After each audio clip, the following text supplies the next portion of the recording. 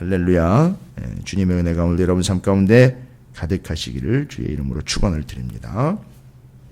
자, 시편 47편 이제 46편과 물론 고라자손의 시들이기 때문에 타이틀로 보거나 시편을 기록한 이들로 보자면 다 공통점이 있겠습니다만 고라자손의 시다라는 공통점이 있고요. 그 다음에 이제 아삽의 시로 넘어가게 되겠죠. 그리고 그 다음에는 이제 다윗의 시로 넘어갈 겁니다. 자, 이게 지금 우리가 시편의 제2권을 하나님 말씀으로 묵상을 하고 있습니다. 자, 그 시편 가운데에서 하나님께서 말씀하여 주시는 바 오늘 47편이 기록되기 전인 46편에 보면 하나님이 나의 피난처가 되신다라는 사실을 명확하게 정리를 하고 47편으로 올라옵니다. 시편 46편에서 나의 피난처 되심을 고백했던 그 피난처라는 말을 이전에 우리가 먼저 좀 살펴본 바가 있습니다만 히브리어로 메누사라는 단어를 씁니다. 메누사, 요새와 피난처라는 것을 다윗의 삶을 이야기할 때 이걸 빼놓을 수가 없지요. 이번 주 주일날 또 말씀의 본문인 사무엘하 21장과 또 22장 나머지 부분들이 이제 정리가 돼야 되는데 22장 같은 경우는 다윗의 찬양인데 거기 바로 시편 18편과 내용이 같습니다.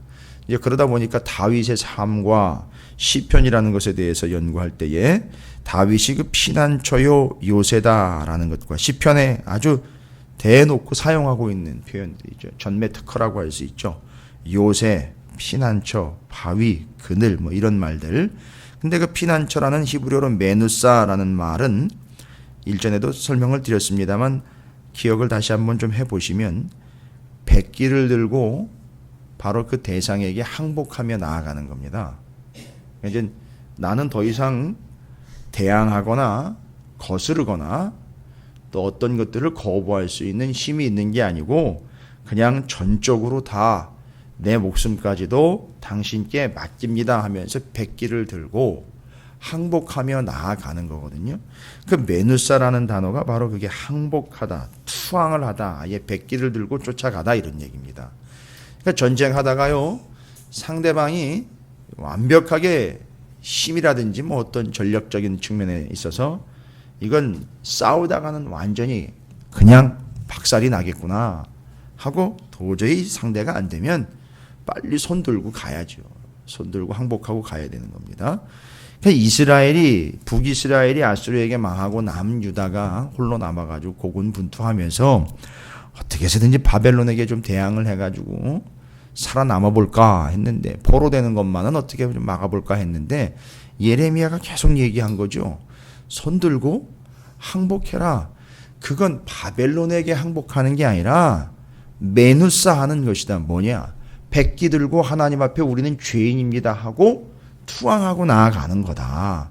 그러니까 바벨론의 포로됨과 바벨론의 공격을 인정하면 그건 얼굴이 정말 창피하고 명분이 없어서 누가 손가락질 해가지고 그것이 흉이 되는 일이 아니라 하나님의 통치를 받아들여서 하나님께 백기 들고 나아가는 것이다. 그러니까 하나님께 항복하라는 얘기였지 바벨론에게 항복하라는 얘기가 아니었다라는 그 본 말과 본 뜻을 이해를 못한 거예요. 그러니까 끝까지 버티는 거죠. 그 바로 이 메누사라는 말은 그렇게 백기를 들고 항복하며 투항하며 그 하나님께로 나아갔을 때 그게 이제 하나님이 피난처가 된다라는 말이 바로 그거예요. 그래서 우리는 하나님 앞에 우리의 것을 버틴다든지 우리의 것을 주장한다든지 우리의 뜻을 관철시키는 것이 아니라 하나님께 내 뜻을 관철시켜 그냥 복종하고 백기 들고 가는 겁니다. 예 주님 저는 죄인입니다. 예 주님 저는 지혜로운 자가 아니라 무지한 자입니다. 저는 무익한 자입니다 하면서 두 손 두 발 다 들고 가는 거예요. 쩔뚝거리면서 가는 겁니다. 백기를 흔들면서 가는 거예요. 나 죽이지 마십시오. 나는 항복한 겁니다. 라고 그렇게 하나님께로 나아가는 게 메누사라는 말의 본질이고 그걸 피난처라고 이야기를 한 거예요. 그러니까 지금 하나님은 그렇게 우리에게 피난처가 되는 겁니다. 그렇다면 앞서서 46편의 피난처라는 말의 의미가 정리가 되면 그것이 하나님께 항복하는 것이고 항복하는 것이 곧 우리의 피난처가 되고 우리가 그 보호를 받는 이유와 근거가 되는 겁니다. 하나님에게 항복하며 나가면 하나님이 우리를 책임지시는 거예요. 절대 항복했는데 거기다 대고 항복하며 백기 들고 오는 자를 죽이는 것은 이건 법에도 어긋나는 일이거든요. 인간적인 법에도 어긋나는 거예요. 따라서 하나님은 그런 자들을 받아주시는 겁니다. 뭐 이걸 성경적이고 신학적인 용어로 뭐 회개라고 할 수도 있겠고요. 어쨌든 그렇게 해서 하나님께 두 손 들고 백기 휘날리며 항복하며 투항하여 나아갈 때에 그 하나님이 우리의 피난처가 되신다라는 말입니다. 근데 바로 그 하나님이 우리의 피난처 되시기에 그 하나님께 전적으로 항복하며 투항하며 하나님께 전적으로 복종하며 나아가는 그것, 그렇죠.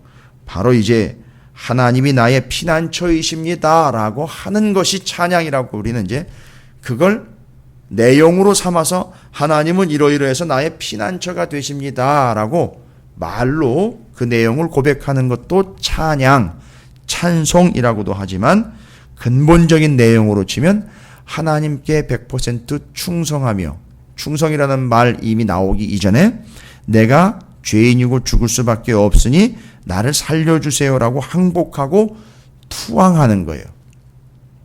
그 행위 자체도 바로 하나님을 찬양하는 거예요. 왜냐하면 하나님께 항복합니다라는 말은 하나님이 나보다 월등하신 분입니다. 아니, 하나님이 내 생명을 쥐고 있는 분입니다. 하나님이 능력이십니다. 하나님이 살려줘야 내가 사는 겁니다 라고 인정하는 거니까요. 그것도 찬양이 되는 겁니다. 그 내용 자체가 찬양인 거예요. 그래서 하나님께 항복한다, 피난처이십니다 라고 고백하는 것만 찬양이 아니라 실제로 항복하는 것 자체도 하나님을 찬양하는 게 되는 거예요. 그래서 유독 오늘 47편에서는 3절 말씀에 항복, 그 본질적인 의미로 봤을 때 복종이다라는 단어가 지금 사용되고 있습니다. 물론 이 복종이라는 말은 여호와께서 만민을 우리에게, 나라들을 우리의 발 아래 복종하게 하신다라는 이후의 이야기를 적고 있습니다만, 이전에 무슨 일이 있었습니까? 그렇죠. 이스라엘 백성인 우리의 연약함을 인정한 자들이 하나님께 먼저 항복하며 복종하는 일이 있었기에 열방이 우리에게 복종하게 된다라는 것을 뒤에 나가면 방패라는 단어도 그런 식으로 쓰여요. 하나님이 열방을 방패로 쥐고 계시기에 하나님을 고백하며 하나님을 믿는 이들에게 하나님이 방패가 되어주시는 이런 이중적인 의미로 사용을 하고 계십니다. 그래서 복종이라는 말, 방패라는 말이 다 그런 용도로 사용되고 있습니다. 봐라, 이것이 바로 하나님을 찬양하는 것이니 무엇입니까? 하나님께 항복하고 100% 하나님의 뜻에 복종하게 되는 그것도 진정한 찬양이 되는 것이다 라는 것이죠.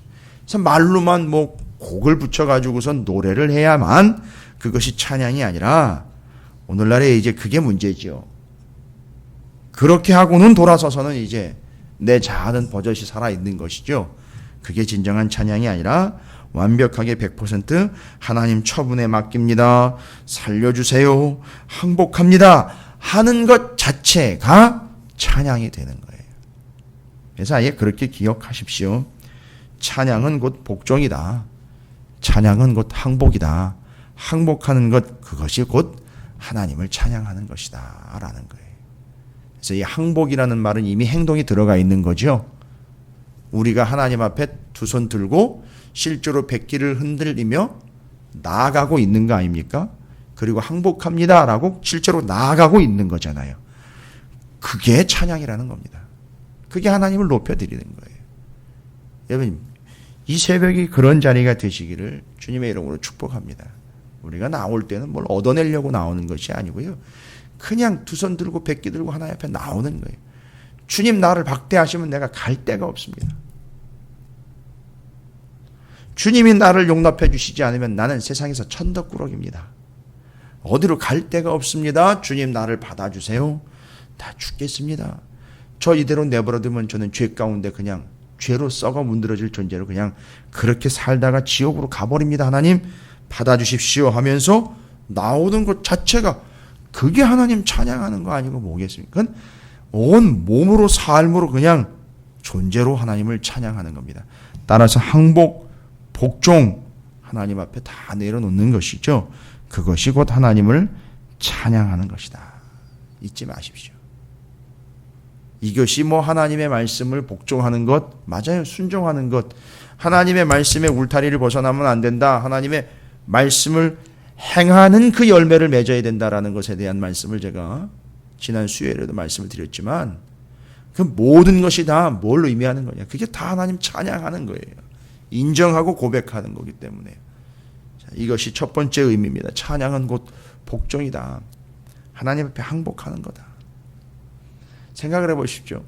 전쟁터에 나간 수많은 적들이 죄다 한 목소리로 한꺼번에 우리가 다 항복합니다 라고 외친다고 생각을 해보십시오.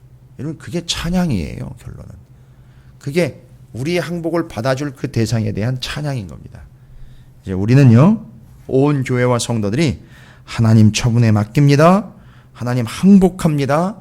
하나님 살려주세요. 하나님 나를 박대하지 마시고 받아주십시오 라고 항복을 선언하며 복종을 선언할 때 그것이 찬양이 된다는 사실을 잊지 마시기 바라겠습니다. 그게 복종, 항복이 찬양입니다. 두 번째는 오늘 본문에서 뭐라고 이야기하고 있느냐. 4절, 5절, 6절, 7절 넘어가면서 6절, 7절 말씀에 찬송하라, 하나님을 찬송하라. 찬송하라, 우리 왕을 찬송하라. 어떻게 해요? 하나님은 온 땅의 왕이심이라 지혜의 시로 찬송할지어다 라고 나와 있습니다. 결론적으로 이야기 드리면은요, 찬송은 뭐냐? 6절과 7절을 근거로 말씀을 드리면 찬송은 지혜예요. 여러분, 그 지혜의 시로 찬송할지어다 라고 이야기하고 있는데, 지혜의 시가 어떤 시인가요? 시편 150편 전체를 보실 필요가 없습니다. 7절만 보시면 지혜로운 시, 지혜의 내용을 담고 있는 시, 가사가 지혜롭게 이를 데 없어요. 내용이 지혜롭게 이를 데 없습니다. 그게 지혜의 시예요. 이 사람이 뭐라고 고백을 합니까? 하나님은 온 땅의 왕이심이라. 이게 지혜로운 거예요. 이걸 도대체 어떻게 터득을 했을까요? 그래서 그 사람이 지혜로운 거예요. 하나님이 왕이십니다라는 이 사실을 가지고 가사를 만들어 버렸어요. 찬송의 내용을 만들어 버렸습니다. 여러분, 이거 어떻게 알았을까요? 이 사람이 하나님 왕이라는 걸요. 밑바닥에 처박혀 보고요, 부딪혀 보고 겪어보고 아는 거예요. 터득한 거예요. 어떻게 된 겁니까? 이 사람이요, 말로만 지혜로운 내용으로서 기가 막힌 가사를 적은 게 아니라 삶에서 하나님은 진짜 나의 왕이시다라는 것을 터득해냈습니다. 그리고 그 지혜로운 가사가 나왔어요. 그러면 그걸 삶으로 터득한 그 사람이 어떻게 되었다는 얘기입니까? 지혜롭게 되었다는 얘기예요. 그리고 그 사람에게서 지금 찬송이 나오고 있습니다. 그러면 찬송이라는 건요, 격된 표현이지만 무식한 자들은 찬송을 할 수가 없어요. 이겁니다. 무식한 자들은 뭐만 하느냐 하면 지 얘기만 해요. 정말 무식한 자들은 자기 얘기만 해요. 그래서 이 간증이라는 것도 필요한 부분이긴 하지만, 간증이 심각해지고 간증이 주가 돼버리면 아주 큰 우려에 빠질 수가 있다는 거죠. 우리가 은혜를 나누는 측면에 있어서는 참 효과적인 방법이긴 하지만, 간증 일변, 간증 일색이 돼버리면 그렇게 하신 하나님보다도 그렇게 해준 사람과 그렇게 해주시지 않은 사람으로 나눠버리게 되면서 거기서 또 다른 계층이 생기게 되는 거죠. 여하간에 하나님이 왕이시다라는 고백까지 나올 수 있었던 이 사람은 그 고통스러운 삶에서 하나님 왕이시다는 걸 깨닫게 되었고, 그걸 사실로 가지게 되었습니다. 그래서 이 사람은 지혜로운 사람이 된 거예요. 어쨌든 하나님 왕이시다라는 걸 가지게 되었으니까요. 그리고 하나님 왕이시다라는 사실을 이미 품고 있기 때문에 이건 하나님 왕이십니다라는 그 사실 자체는 벌써 찬양이 되는 겁니다. 찬송이 되는 겁니다. 여러분, 찬송은 지혜입니다. 찬송을 잘하는 자가 지혜로운 자가 아니라 찬송할 수 있다라는 것 자체가 지혜롭다는 얘기예요. 그리고 반대로 이야기해 볼까요? 찬송하는 자가 지혜로운 자가 되는 거예요. 지혜로운 자가 찬송할 수 있는 것처럼 찬송의 거리가 있어야 될 거 아닙니까? 그런데 그게 어디서부터 왔습니까? 하나님은 왕이시다라는, 하나님을 지금 뭐 한 거죠? 알아낸 거잖아요. 그게 지혜인 거예요. 그리고 그 사람이 찬송하는 겁니다. 그리고 그 사람 계속 찬송을 해요. 계속 찬송하면 어떤 일이 발생됩니까? 계속 지혜롭게 되는 거예요, 이 사람은. 그래서 찬송은 곧 지혜입니다. 그래서 우리의 자녀들이요, 하나님을 찬송하는 인생으로 만들어줘야 돼요. 그래야 지혜로운 자들이 될 수 있어요. 이건 우리 부모의 몫이고 우리 어른들의 몫이에요.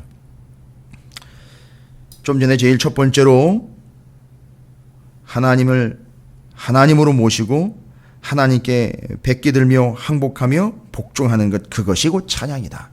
두 번째로는요, 찬송은 지혜다.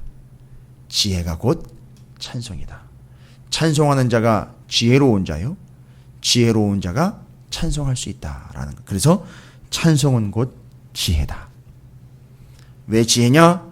찬송의 내용이 그냥 만든다고 나올 내용이 아니기 때문에 이미 그는 그 찬송의 내용을 터득했어요. 오늘 시편의 7절은 하나님은 온 땅의 왕이시다라는 걸 터득해냈어요.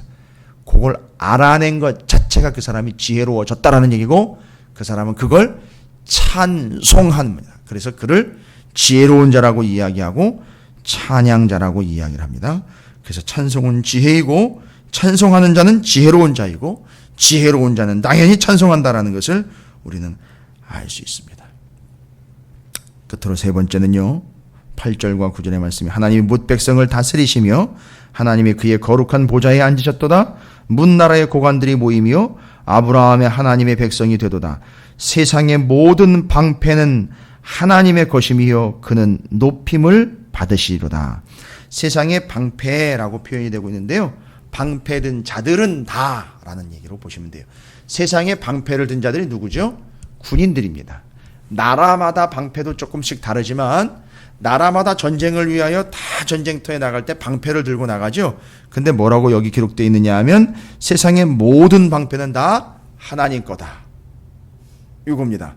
그러니까 지금 다 세상에 어떤 강력한 세력, 군인들서부터 시작해가지고 전쟁에 나가는 세력으로 대표되고 있는 방패라고 일컬어지고 있는 세상의 열방의 모든 세력들이 다 하나님의 방패다. 그런데 하나님이, 여러분도 아시지 않습니까? 그 하나님이 세상의 모든 것이 다 하나님의 방패로 주관하고 계시고 쥐고 계시는 그분이 우리에게 뭐가 되어주신다고요? 방패가 되어주신다고요. 요거는 아주 시적인 표현으로 이해를 하셔야 돼요. 세상의 모든 방패를 다 쥐고 계신 하나님이 우리의 방패가 되어 주신다, 요거예요. 여러분, 요게 바로 우리의 찬양의 내용이에요. 그럼 뭡니까? 하나님이 우리의 방패가 되어 주시는 근거가 나왔어요. 어떻게 근거가 됐느냐? 하나님은 세상의 모든 방패를 당신의 것으로 쥐고 계십니다. 그런 하나님이 우리에게 방패가 되어 주십니다. 이게 찬양이 됐어요. 자, 이건 뭘 얘기하는 겁니까? 찬송은요, 우리의 방패가 되는 거예요.